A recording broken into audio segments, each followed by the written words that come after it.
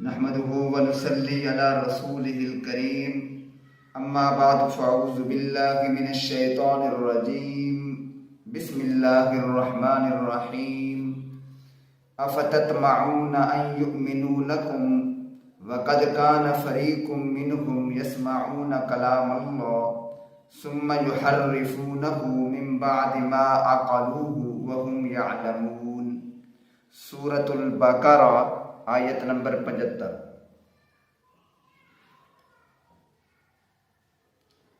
فرمایا اللہ پاک نے کہ اے مسلمانوں، اے مومنو، افتطمعون، کیا تم امید رکھتے ہو، توقع رکھتے ہو، خیال کرتے ہو، ان یؤمنوا لکم، کہ یہ ایمان لائیں گے تمہارے لیے، کلمہ پڑھیں گے۔ وقد کان فریق منہم، ان میں سے ایک فریق تھا، ٹولہ تھا، جماعت تھی، گروہ تھا، یسمعون کلام اللہ، جو اللہ کا کلام سنتا تھا، ثم یحرفونہ، پھر بدل ڈالتا تھا اس کو، تحریف کر ڈالتا تھا اس میں، من بعد ما عقلوہ، جان بوجھ کر، وہم یعلمون، حالانکہ وہ جانتے بھی تھے کہ جب حضرت موسیٰ علیہ السلام نے اللہ پاک سے تورات وصول کی، حاصل کی، اللہ پاک نے تورات عطا فرمائی، اب یہ جو 70 بندے تھے یہ بھی ساتھ گئے تھے۔ جب انہوں نے اللہ کی کلام سنی، اللہ کی باتیں سنی، انہوں نے آ کے پچھلی قوم کو آ کے بتایا کہ تمہارے رب نے یہ اعلان کیا ہے کہ اگر تمہاری دل کرے تورات پہ عمل کر لو، اگر نہ کرے تو تورات کے احکامات کو چھوڑ دو، حالانکہ اللہ پاک نے یہ اعلان نہیں فرمایا تھا۔ تو فرماتے ہیں افتطمعون، اے مسلمانوں، کیا تم امید رکھتے ہو، ان یؤمنوا لکم، کہ ایمان لے آئیں گے یہ یہودی، وقد کان فریق منہم، حالانکہ ان میں سے ایک جماعت تھی، فرقہ تھا، یسمعون کلام اللہ، جو اللہ کا کلام سنتے تھے، ثم یحرفونہ، پھر اس کو تبدیل کر دیتے تھے، من بعد ما عقلوہ، اس کو سمجھنے کے بعد، جاننے کے بعد، وہم یعلمون، حالانکہ وہ جانتے تھے کہ ہم غلط بات کر رہے ہیں۔ وَإِذَا لَقُوا الَّذِينَ آمَنُوا قَالُوا آمَنَّا۔ اب قرآن مجید کا بھی یہی مسئلہ ہے، احادیث رسول اللہ صلی اللہ علیہ وسلم میں بھی یہ مسئلہ بیان کیا گیا ہے کہ جو عالم یا جو آدمی جان بوجھ کر قرآن کا معنی غلط کرے، قرآن کے آیات کا مطلب غلط بیان کرے اپنے پیٹ کی خاطر، پیسوں کے لیے، یا اسی طرح رسول اللہ صلی اللہ علیہ وسلم کی احادیث غلط بیان کرے یا نبی علیہ السلام پر بہتان تراشا کرے، تو فرمایا فَلْيَتَّبَوَّعْ مَقْعَدَهُ مِنَ النَّارِ، وہ اپنا ٹھکانہ جہنم میں بنا لے۔ وَإِذَا لَقُوا الَّذِينَ آمَنُوا قَالُوا آمَنَّا، جب ملتے ہیں، ملاقات کرتے ہیں وہ لوگ مسلمانوں سے، آمنوا، قالوا آمنا، تو ایمانداروں کو کہتے ہیں آمنا، کہ ہم بھی مسلمان ہیں۔ منافق لوگ، مدینہ کے منافق جب مسلمانوں سے ملتے تھے، دعا سلام ہوتی تھی تو کہتے ہیں ہم بھی ایماندار ہیں، ہم بھی مومن ہیں، ہم آپ کے پیغمبر کے پیچھے نمازیں پڑھتے ہیں، درس سنتے ہیں، جمعہ پڑھتے ہیں، سب کچھ۔ وَإِذَا خَلَا بَعْضُهُمْ إِلَىٰ بَعْضٍ، جب ایک دوسرے کے پاس جاتے ہیں، اپنے اپنے ڈیروں پہ جاتے ہیں، اپنے اپنے رہائشوں پہ جاتے ہیں، مکانوں پہ جاتے ہیں، قَالُوا أَتُحَدِّثُونَهُم بِمَا فَتَحَ اللَّهُ عَلَيْكُمْ لِيُحَاجُّوكُم بِهِ عِندَ رَبِّكُمْ۔ اب جو منافق تھے نا، وہ مسلمانوں کو آ کے بتاتے تھے کہ ہماری کتاب تورات میں اس نبی کی ساری صفات، خوبیاں، کمالات لکھی ہوئی ہیں، اس تورات میں لکھا ہوا ہے کہ یہ پیغمبر ایسا کرے گا، یہ پیغمبر ایسے چلے گا، اس پیغمبر کی یہ نشانیاں ہوں گی۔ تو جب یہ یہودیوں کے پاس جاتے تھے تو یہودی ان کو ڈانٹتے تھے کہ تم مسلمانوں کو کیوں نشانیاں بتلاتے ہو، کیوں حق سچ بات بتلاتے ہو؟ یہ مسلمان تو قیامت کے دن آپ کے خلاف گواہی دیں گے، یا اللہ یہ منافق کھڑے ہیں کہ یہی ہمیں بتاتے تھے کہ ہماری کتاب میں بھی آخری نبی کی صفات لکھی ہوئی ہیں، لیکن پھر بھی یہ جان بوجھ کر پیغمبر کی مخالفت کرتے تھے۔ قالوا وتحدثونہم، تو کہتے تھے یہودی کہ تم کیوں بیان کرتے ہو اس چیز کو، بما فتح اللہ علیکم، جو ظاہر کیا اللہ نے تم پر، اللہ نے تو نشانیاں بتلا دی تھیں تورات میں، لیحاجوکم بہ عند ربکم، پھر ایسا نہ ہو کہ کل قیامت کے دن تمہارے رب کے ہاں یہ جھگڑا کریں، دلیلیں دیں۔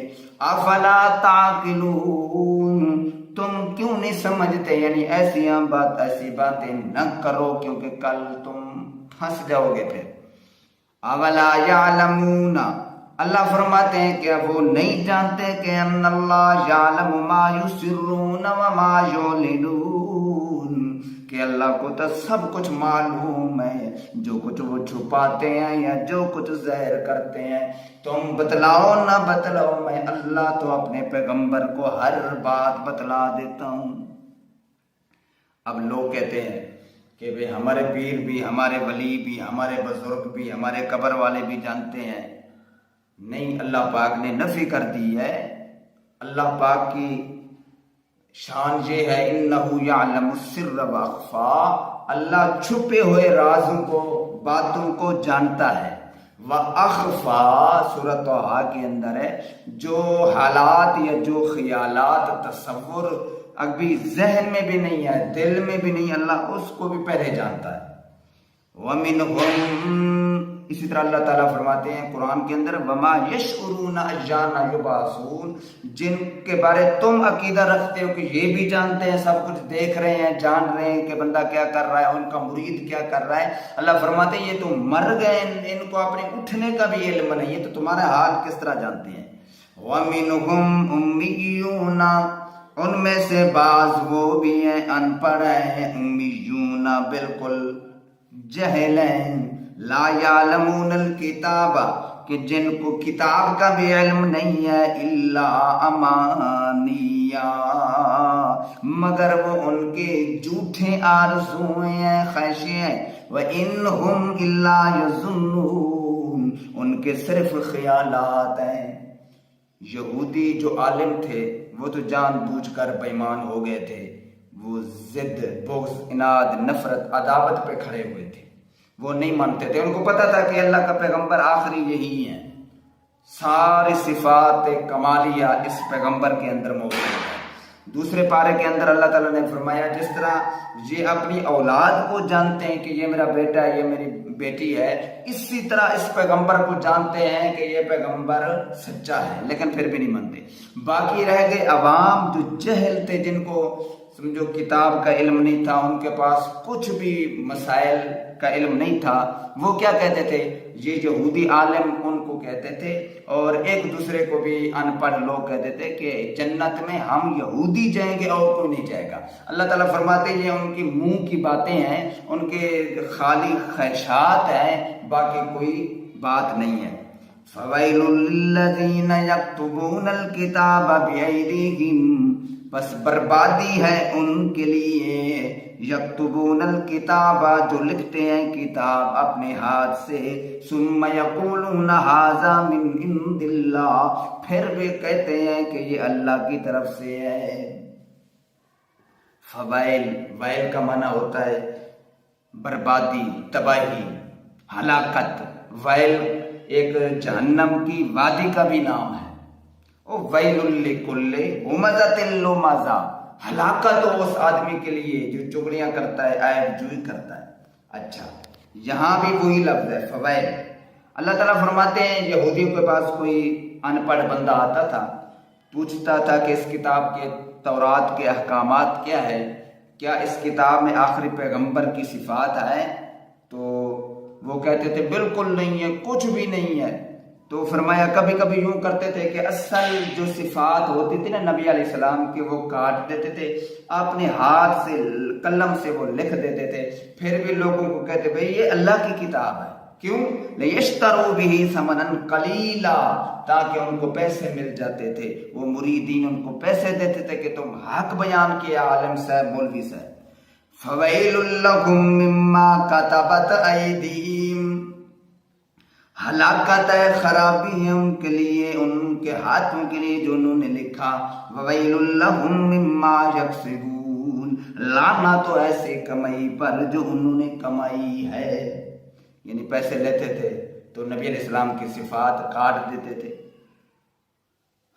فرمایا وَقَالُوا لَن تَمَسَّنَا النَّارُ، اور یہودی کہتے ہیں کہ ہم کو ہرگز آگ نہیں لگے گی، نہیں چھوئے گی، اِلَّا أَيَّامًا مَعْدُودًا، مگر چند دن گنے چنے۔ یہودیوں کا عقیدہ تھا کہ ہم جتنی بھی یہودی ہیں اس دنیا میں آگے آئیں گے جو گزر گئے، ان کا عقیدہ تھا کہ ہم صرف چند دن جہنم میں رہیں گے، دوزخ میں، پھر ہم جنت میں چلے جائیں گے۔ کیوں بھائی چند دن جہنم میں جائیں گے؟ کیونکہ ہمارے باپ دادے نے، وہ موسیٰ علیہ السلام کی قوم نے بچڑے کی عبادت کی تھی، بس وہی سزا ہمیں ملے گی، باقی ہم جنت میں ہوں گے۔ تو اللہ تعالیٰ فرماتے ہیں قل، میرا پیغمبر جواب دے، اتخذتم عند اللہ عہدا، کیا تم جنت کے اندر جانے کا اللہ سے وعدہ کر لیا ہے؟ کہ تم نے اللہ سے وعدہ کیا ہے کہ ہم کو ضرور جنت میں بھیجنا، اور پھر اللہ نے بھی کہا ہو کہ تم نے ضرور جنت میں آنا ہے۔ فَلَن يُخْلِفَ اللَّهُ وَعْدَهُ، کہ اب ہرگز اللہ خلاف نہیں کرے گا اپنے اقرار اور اپنے وعدے کے۔ ام تقولون علی اللہ ما لا تعلمون، بلکہ تم اللہ پر ایسے باتیں گھڑتے ہو، کہتے ہو جو تم کو علم بھی نہیں ہے۔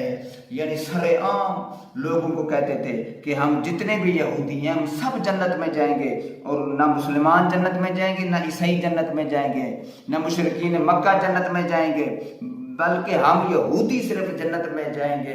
اور اللہ تعالیٰ فرماتے ہیں کہ تم نے اللہ سے وعدہ کروا لیا ہے کہ تم کو ضرور جنت میں بھیجے گا، کیوں ایسے باتیں کرتے ہو جن کو اللہ پر بہتان تراشیاں کرتے ہو جو تم کو علم بھی نہیں ہے؟ بلا من کسب سیئۃ، کیوں نہیں کیوں نہیں کیوں نہیں، یعنی کیا مطلب؟ یہ بات غلط ہے، بلکہ یہودی تو ہمیشہ جہنم کے اندر رہیں گے۔ بلا من کسب سیئۃ، جس نے بھی گناہ کیا ہو، جس نے بھی گناہ کیا ہو اور گھیر لے گی اس کو جہنم خطیئت، یعنی اس نے جو برے کام کیے، خطا کی، غلطی کی، جس طرح رسول اللہ صلی اللہ علیہ وسلم نے فرمایا، لفظ آ گیا، حدیث یاد آ گئی، آپ نے فرمایا ہر بنی آدم خطا کا پتلا ہے، مگر سب سے بہترین وہ آدمی ہے جو خطا کر کے، غلطی کر کے، رب کی نافرمانی کر کے پھر آ کے روتا ہے، توبہ کرتا ہے، تو ایسے بندے کی اللہ توبہ قبول فرما لیتا ہے۔ فَأُولَئِكَ أَصْحَابُ النَّارِ هُمْ فِيهَا خَالِدُونَ، اگر تم نے قرآن کی نہ مانی، اگر تم نے میرے نبی کے فرمان کی نہ مانی، اگر تم نے میرے قرآن کے اعلان کی نہ مانی، بیان کی نہ مانی، تو سن لو فَأُولَئِكَ أَصْحَابُ النَّارِ، او یہودیو، تسبیح پڑھو تو کوئی فائدہ نہیں، حج کرو تو کوئی فائدہ نہیں، اپنے میاں اپنی شریعت پہ جتنا بھی عمل کرو کوئی فائدہ نہیں، کیونکہ تمہاری شریعت منسوخ ہو گئی ہے، تمہارے پیغمبر کی کتاب منسوخ ہو گئی، اب قرآن مجید کا دور آ گیا ہے، قیامت تک چلے گا۔ فَأُولَئِكَ أَصْحَابُ النَّارِ هُمْ فِيهَا خَالِدُونَ، اب تم جہنم والے بن گئے ہو، ہمیشہ رہو گے۔ والذین آمنوا، اور وہ لوگ جو ایمان لے آئے، میرے قرآن کو مانا، میرے پیغمبر کی تسکین کی، میرے پیغمبر کا کلمہ پڑھا، میرے پیغمبر کی معیت میں رہے، صحبت میں رہے، محفل میں رہے، میرے پیغمبر کے بازو کے ساتھ بازو دیا، کندھا دیا، محنت کی، تعاون کیا۔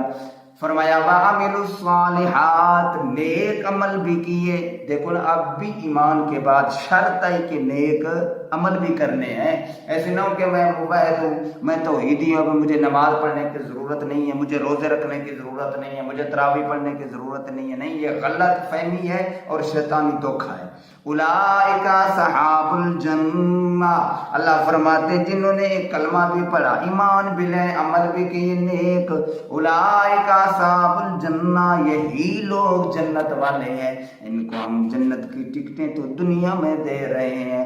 یا اللہ کتنے دن جنت میں رہیں گے؟ ہم فیہا خالدون، ہمیشہ یہ جنت میں رہیں گے، ان کو نکالنے والا کوئی بھی نہیں ہوگا.